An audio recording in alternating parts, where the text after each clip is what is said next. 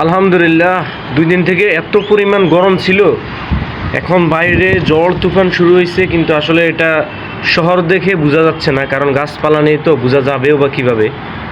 এত পরিমাণ ঝড় শুরু হয়েছে, যদি এখন এখানে কয়েকটা যদি আম গাছ থাকতো তাহলে প্রমাণ হয়ে যেত যে এখন প্রচণ্ড ঝড় হচ্ছে, আম গাছের সবগুলো আম পড়ে যেত।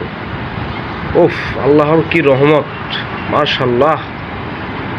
আলহামদুলিল্লাহ, সারাদিন এত রোদ এত গরম পড়ার পরে মানে এত শান্তি লাগতেছে,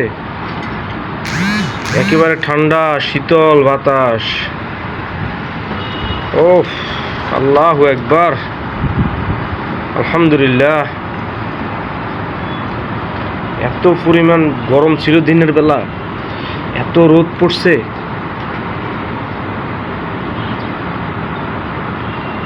প্রচণ্ড ঝড় হচ্ছে, আসলে এখানে বোঝা যাচ্ছে না, অনেক বাতাস, অনেক তুফান।